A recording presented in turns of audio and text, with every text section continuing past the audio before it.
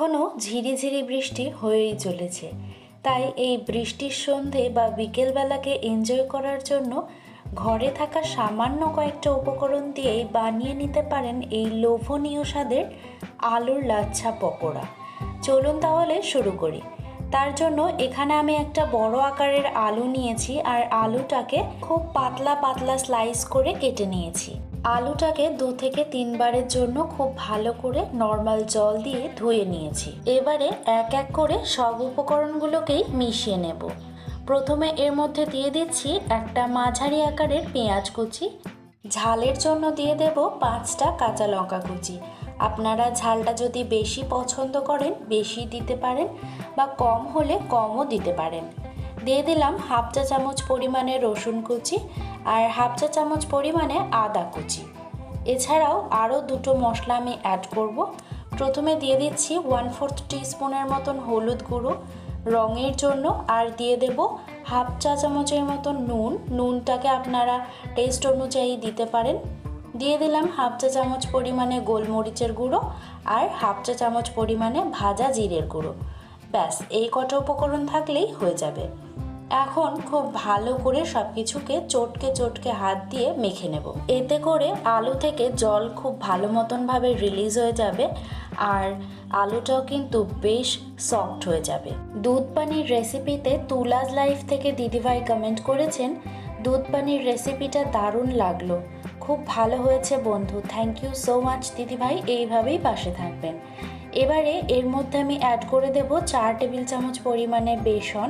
মনীষা জাহান দিদিভাই কমেন্ট করেছেন, দুধ পানিরের রেসিপিটা খুব সুন্দর লাগলো, থ্যাংক ইউ সো মাচ, এইভাবেই পাশে থাকবেন। এখন এই বেসন দিয়ে আলুটাকে খুব ভালো করে মেখে নিতে হবে। পাইনাপেল জুস রেসিপিতে পলির শখের রান্নাঘর থেকে দিদিভাই কমেন্ট করেছে, আনারসের জুসটা খুব ভালো লাগলো, নতুন বন্ধু হলাম দি, পাশে আছি, থ্যাংক ইউ সো মাচ, এইভাবেই পাশে থাকবেন।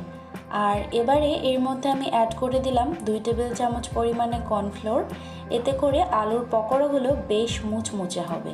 দিয়ে খুব ভালো করে আবারও সব কিছুকে মেখে নিতে হবে, তাহলেই পকোড়াগুলো বানানোর জন্য আমাদের মিশ্রণ কিন্তু একেবারে তৈরি। এবারে কড়াইয়ের মধ্যে আমি বসিয়ে দেব পর্যাপ্ত পরিমাণে সর্ষের তেল।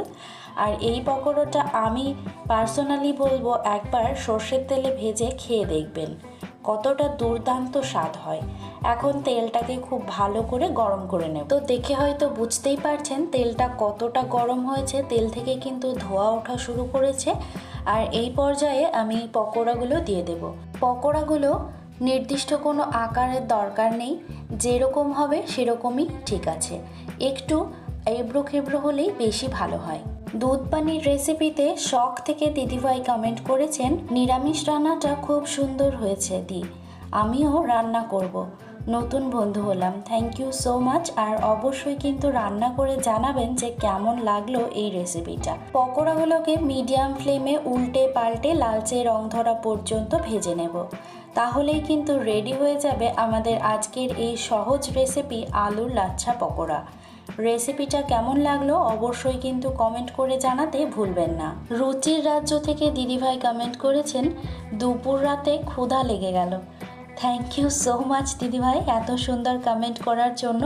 তাহলে চলে আসুন আমাদের বাড়িতে, অবশ্যই একদিন বানিয়ে খাওয়াবো। তো আজকের রেসিপিটা কেমন লাগলো অবশ্যই কিন্তু আরও একবার বলছি জানাবেন। বাই।